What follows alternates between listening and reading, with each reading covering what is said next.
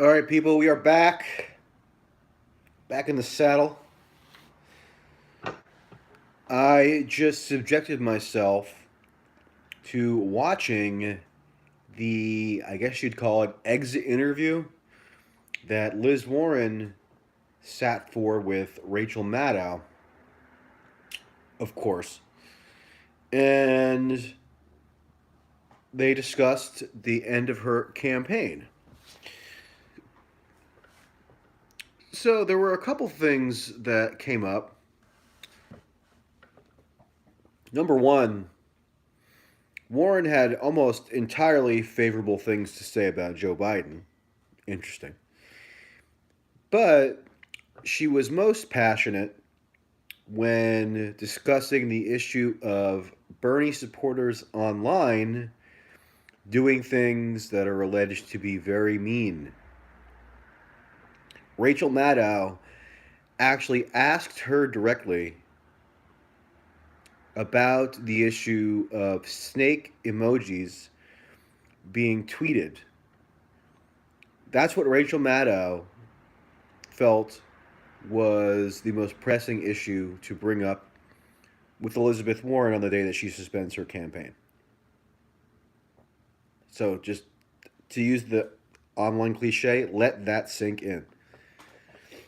I also thought it was hilarious that, when they spent a couple, 5 or 10 minutes talking about sexism, Rachel Maddow actually exhibited some self awareness in admitting that Rachel, was the target demographic for Warren because Rachel Maddow is a middle aged woman with an advanced degree in New England. And, that's the sweet spot for Elizabeth Warren. So Rachel Maddow relayed to her, meaning Warren, that she had spoken to many people over the course of today, friends, colleagues, etc., who are, in Rachel's words, bereft, and they can't get up from the couch because they're just so despondent at the exit from the race of Elizabeth Warren.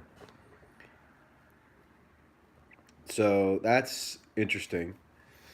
But the conversation shifted to the subject of Bernie supporters online, and Elizabeth Warren was clearly affected by this.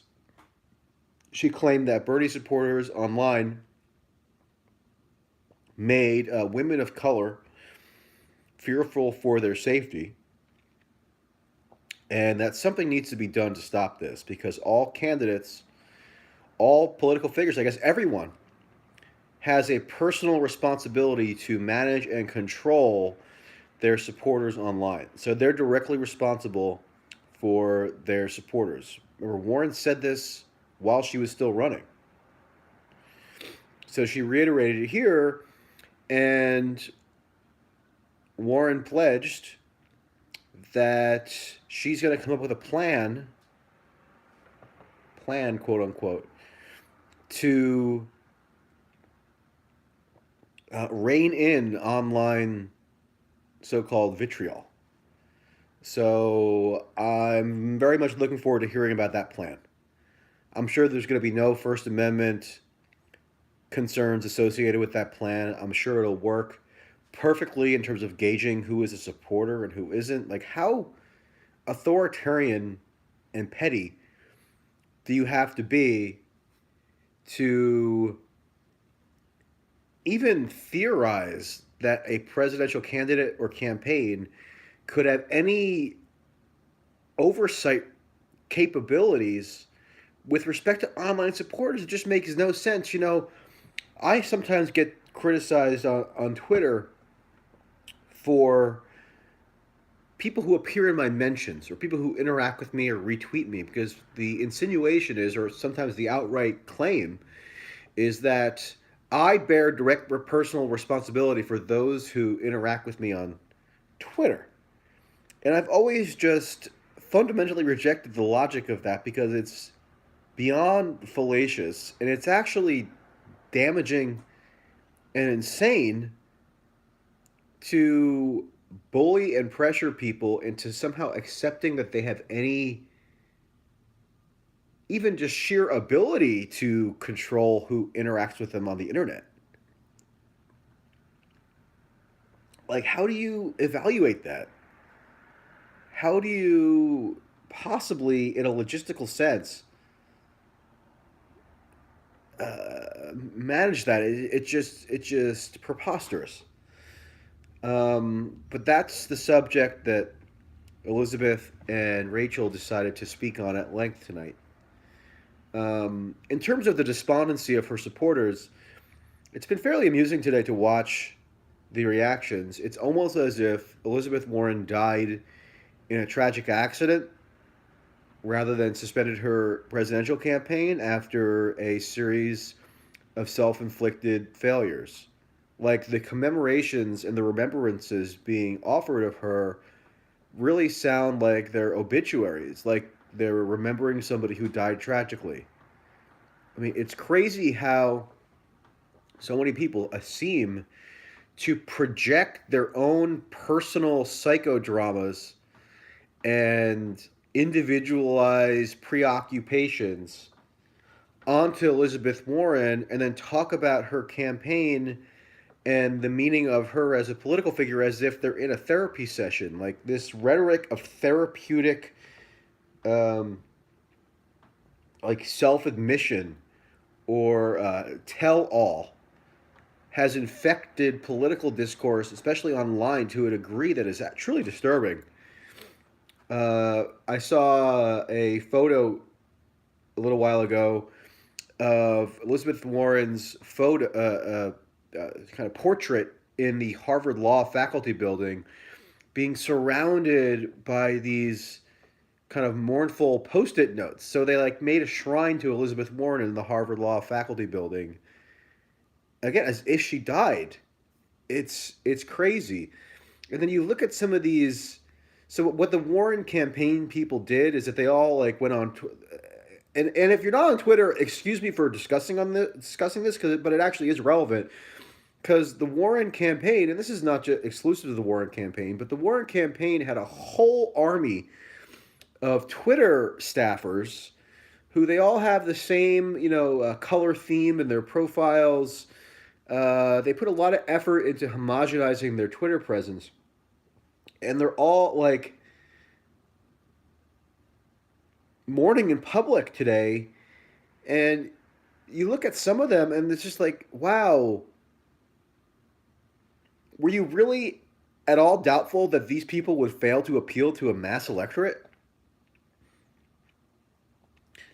Like, I see these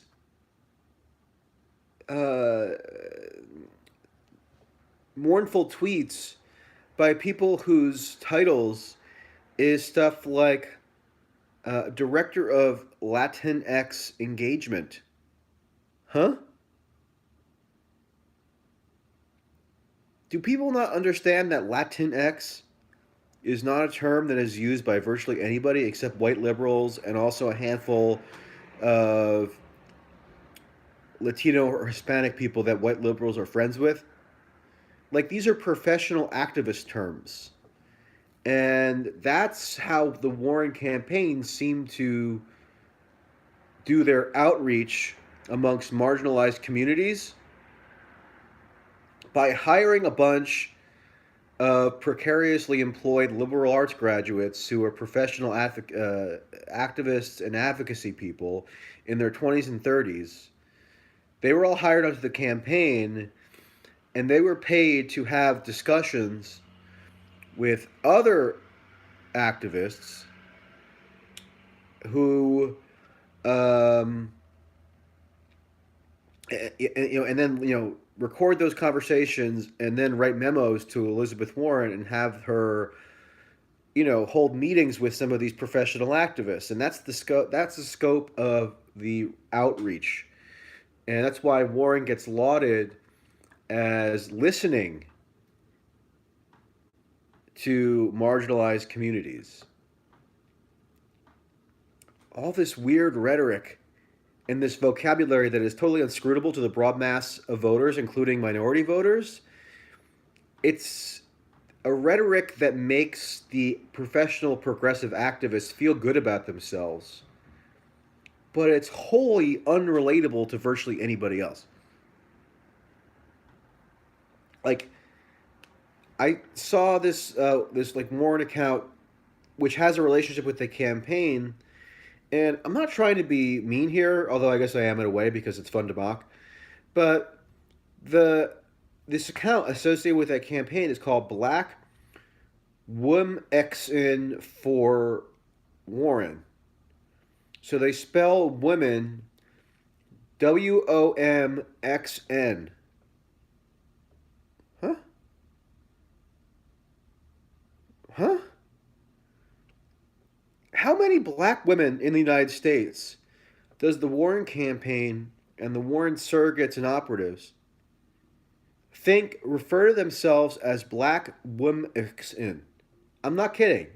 It's WOMXN. I don't even know exactly what that's supposed to connote. I guess it's like a gender neutral term for women. So it would include women who are trans and that sort of thing. Okay. I know Warren has, her campaign has seeded a lot of news stories um, celebrating her for doing such tremendous outreach to trans women of color.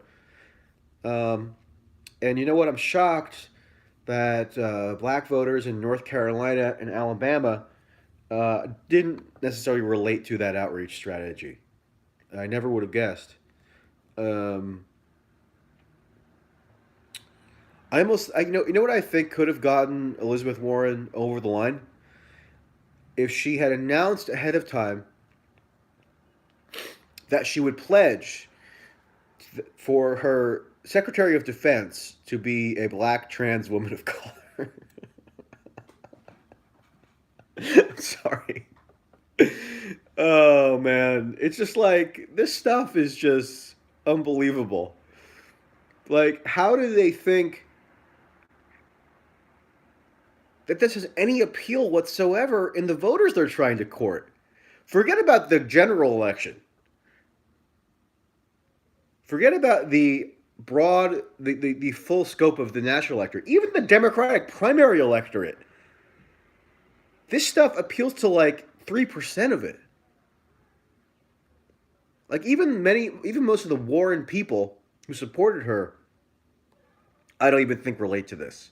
It's a tiny, tiny subset of comically overeducated professional activists who live in their own little weird world and have no understanding at all of the voters that they're supposedly trying to appeal to. It's truly embarrassing. I think the Warren campaign can be best understood as like a jobs program for underemployed 20 and 30 somethings who want to feel like they're fighting for progressive causes. And that's progressive with a capital P and a little trademark logo next to it. Because this stuff is so artificial, it's amazing. Um, and I have no problem with being nice to trans people, whatever you think about trans issues. But that's different from creating this pandering style of rhetoric, which is so narrowly tailored that you're inevitably going to alienate countless others. Like, you don't have to be a rhetorical panderer in order to respect the rights and dignity of people. Or at least that's what I think. Um, and you know what? Ironically, one of the reasons, not the reason, not the sole reason, but a reason that I would speculate for why Biden is winning is because I doubt his campaign was inundated or is inundated with these intersectional activists who are just a train wreck in terms of the drama they create, in terms of the parochial concerns that they have that they try to force on others, in terms of the sort of blinkered, myopic perspective that they have on politics and political organizing.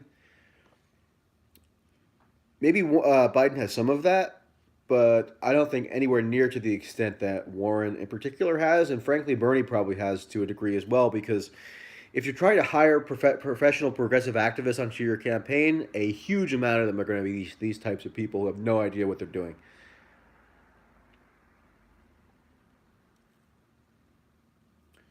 Um,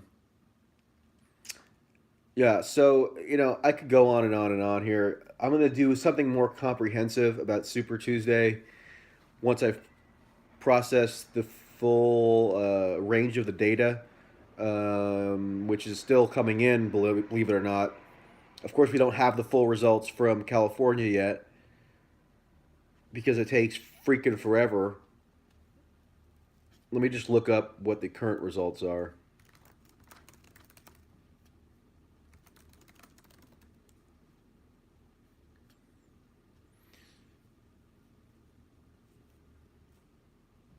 Yeah, so as of 7 o'clock tonight, which I guess was the last update, 93% in, and Bernie's margin of victory over Biden is 8.7%, which is not nearly enough for Bernie. Um, and when I say that, I mean it's not enough to blunt the delegate lead that Biden is extremely likely to accrue elsewhere and did on Super Tuesday. So, um, and then you had a flood of endorsements coming in for Biden today. It's funny every time you look at the endorsement tracker page on the 538 website. I just looked again right now. There's like six new endorsements from Biden for Biden from members of Congress, senators, governors, state officials, etc. So it's the Democratic machine is mobilizing around Biden in Michigan, and Michigan's the next primary next Tuesday, along with Missouri, Mississippi, and I think one or two others that I'm missing. But Michigan's. I don't want to be too defeatist, but if Bernie can't win Michigan, then it's hard to see where he beats Biden anywhere else. Um, and the Democratic machinery is absolutely mobilizing behind Biden right now in the state. So, we'll have to see. I would love to ask some of these Biden endorsers who all of a sudden in the past couple days have determined that he's the next great hope for the Democratic Party. I would ask them simply, do you believe that Joe Biden has his full cognitive capacities? Do you think that he is performing at a mentally optimal rate? Because anybody paying attention to Joe Biden knows that he's not. I don't know if he has dementia. I don't know what the issue is. It could just be simple age related decline, which would not be unexpected for a man who is 77 years old and had a brain aneurysm in the 80s, right? Um, but you can go back and watch Biden's debate performances and his speeches from 10, 20 years ago, and he's so much sharper, so much more lucid, so much better able to articulate coherent thoughts without rambling and misstating things. And this isn't just a matter of forgetting a word here or there or misspeaking as everybody does occasionally. It's a chronic inability to articulate complete sentences Um, and while on paper, I have long thought that Biden would be a stronger nominee in the general election than Hillary was, just because his baggage is not as profound, as many issues and liabilities as Biden does have. They don't rise to the level of Hillary. But the big X factor, the big variable, is Biden's cognition. And if every single day he's having obvious cognition failure, then, you know, eventually I think people are going to notice. And it's not to say that Trump is the most lucid person in the world. He goes on crazy tirades at times that sound completely unhinged. And Trump, if you go back and look at his earlier interviews from decades ago, is obviously not as coherent as he once was either. But it's just not as blatant as is obviously the case with Biden. I mean, we're dealing with geriatrics here. I know life expectancy has gone up in the United States, but, the average lifespan for a male in the United States is 78.6 years old. Biden's going to be 78 by the general election, or or he turned 78 in November. So he's right on the edge there, and we're supposed to believe that he can deal with the rigors of a brutal campaign against Trump. We're supposed to deal with he can. We're supposed to believe he can manage the presidency. I mean, to say this is the elephant in the room is just a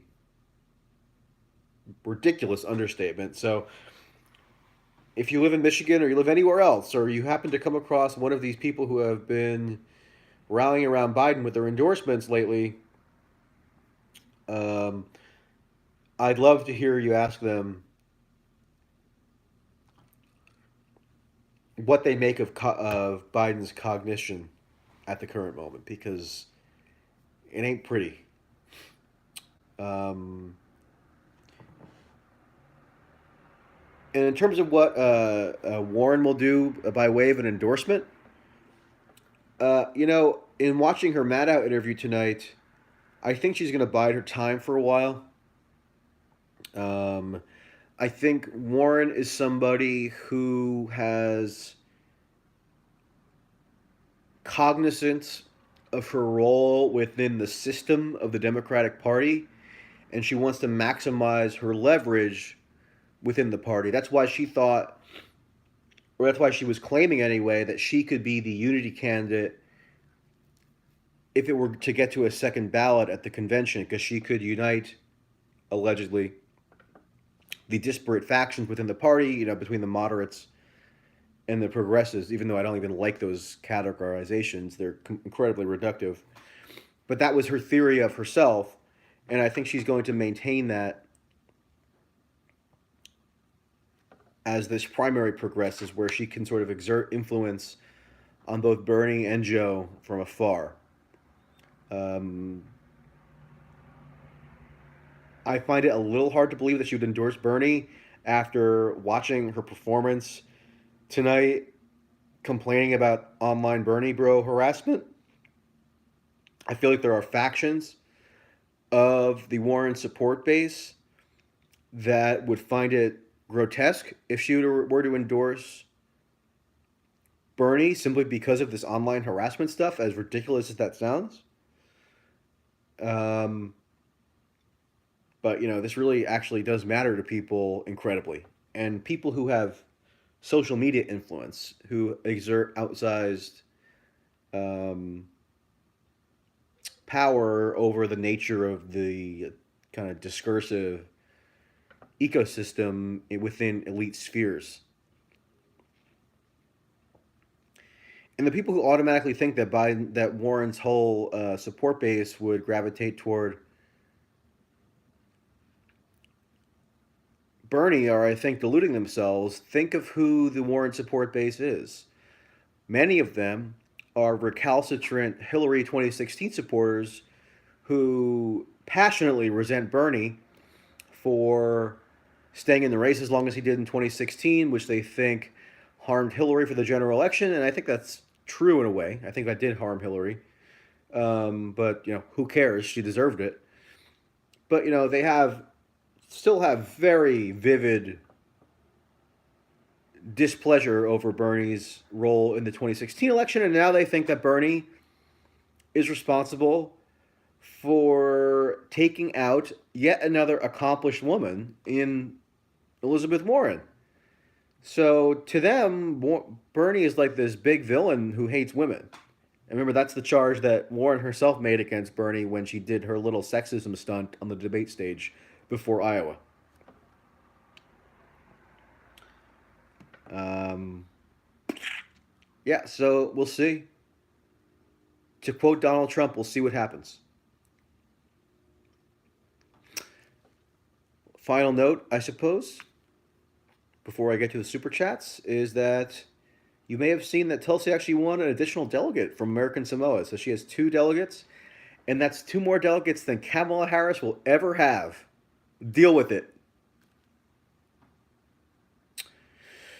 Okay, my financial benefactor Sparky says, not that it was that hard, but Joe Biden obliterated Paul Ryan in the 2012 VP debate. He's definitely not the same. I totally agree with that. I've made that point multiple times. People who think that Joe Biden has always been sort of a blundering nitwit are wrong. I mean, he's done actually very well in the past in hyper pressurized debate formats, such as with Paul Ryan that year. Andrew says, if Bernie fights, most interesting nomination cycle since the 70s. Potentially. I mean, I think it would have been, if you're talking about just what would be interesting, it would have been if multiple candidates stayed in the race and were accumulating significant numbers of delegates, because that would have made more likely an actual contested convention. But now that it's down to 2, effectively, I'm not erasing Tulsi, I'm just noting that the fact that she only has 2 delegates right now. I don't think it'd be quite as interesting if there as the alternative. Zach says women is the champion of Gem XN and Latinx, whatever that means. This stuff is like unintelligible. Joe says he just gives some money and says, #1 fan with the dancing pair. Thank you for that. Thoughts on Tulsi's Hinduphobia tweet? I don't want to get into that subject now. It's just because I'm winding down here and there's just too much to say about it. Sorry.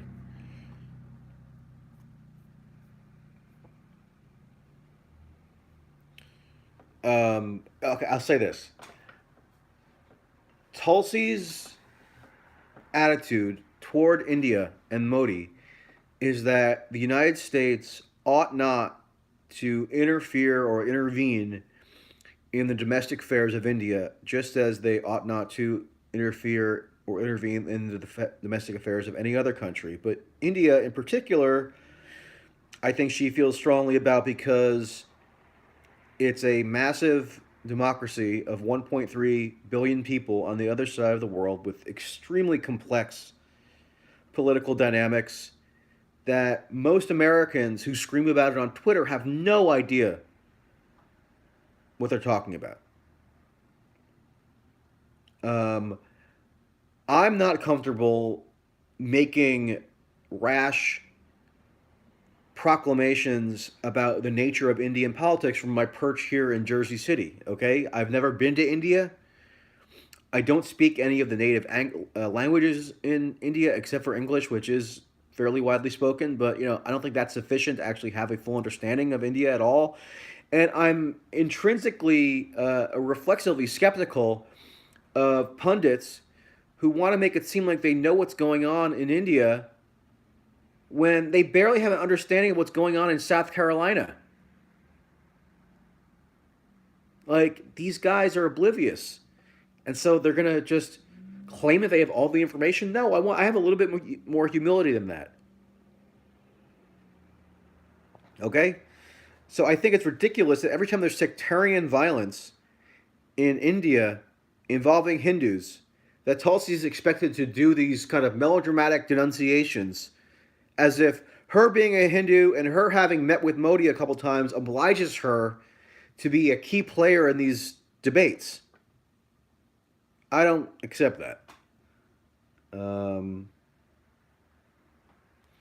this idea that she's funded by Modi or supported by Modi, there's just no real evidence for that. Has she received financial support over the years from Indian Americans, some of whom are probably sympathetic to Modi? Yeah. Okay, but does that mean she's funded by Modi? What? So that's what I have to say. Val0807 says, if candidate Bernie Sanders won't stand up to the DNC cheating and the Bernie Bros narrative, then how could a President Bernie Sanders stand up to a bought Senate? How could he be effective as president? Yeah, I mean, the weird thing is that I don't think Bernie's not like an internet native. I don't think he has any intuitive understanding of what social media is like. And so people, younger staffers and advisors and people just like feed him information and he's like, oh, okay. I mean, like, how is he supposed to know what's happening on Twitter, right? It's a miracle that they've even gotten him to tweet on occasion. So I don't blame him that much for not being vehement about dispelling the Bernie Bro narrative, but it has boomeranged on him. Because, as usual, the pattern is that he validates the fallacious logic of a narrative that's being used to undermine him, which just guarantees that the narrative will snowball. Whether it's the Bernie Bros or Russiagate, it keeps happening. In terms of the Super Tuesday outcome, I think people should really recognize and grapple with the fact that Bernie was Russiagated at a critical juncture in the campaign before South Carolina. Now, the Russiagating actually occurred. Let me just plug my phone in here, sorry, just in case it stops. My phone charger is all wrapped up in my chair here, so I gotta extricate it, and it might simply be too stuck on my chair for me to get it out right now, which is embarrassing. Yeah, it is. So I'm gonna have to, if my feed drops out, so be it. The point is that Bernie was Russiagated at a critical juncture in the campaign. It was the day before the Nevada caucus. But the Russiagating didn't have much of an effect on the Nevada caucus because the Nevada caucus was small. Caucus states are dominated by highly energized activists and organizers, which Bernie specializes in, or his campaign specializes in. So he won Nevada by a huge margin regardless. But then you move on to the primary states, South Carolina and then Super Tuesday, and I guarantee you that the Russiagating narrative, these leaks, which said that Bernie is being helped by Russia but provided no evidence, I guarantee you normie Democratic voters who voted en masse in these primary states, a portion of them were aware of that charge and it factored into their decision making. Because they're like, oh my God, Russia's supporting Bernie. Donald Trump is a Kremlin compromised Nazi. How can we beat him if we have another Russia compromised candidate going up against him? That's the way some people think. I'm sorry to say. You can look at the polling data since 2016, which says that a majority of all Democratic voters believe that Russia not only interfered, they don't just believe that. They believe, let me underscore that. This is over half of Democratic voters in many surveys have said that they believe that not only did Russia interfere, they believe Russia hacked the voting machines in 2016 and installed Trump into the presidency. And those are the voters who are mobilizing and radicalized right now. They're not radicalizing for socialism. They're not radicalizing for your pet left-wing cause. They're radicalizing simply as an anti-Trump emotional outburst. And That's not conducive to Bernie, especially if he's being dogged by accusations of being backed by Russia. Remember then, Mike Bloomberg at the next debate, which was widely watched, um, accused Bernie in like the first 5 minutes of being backed by Russia, and he didn't refute the charge correctly.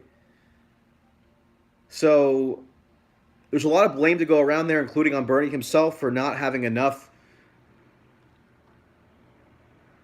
understanding, I guess, of this issue to react properly in a way that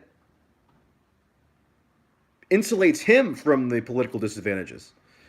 So I've been putting off writing a longer piece on the Bernie Russia stuff, but I will do it soon. So I'll give you that um, in due course. All right, people. Thank you for tuning in as usual, and we'll do it again soon. Bye bye.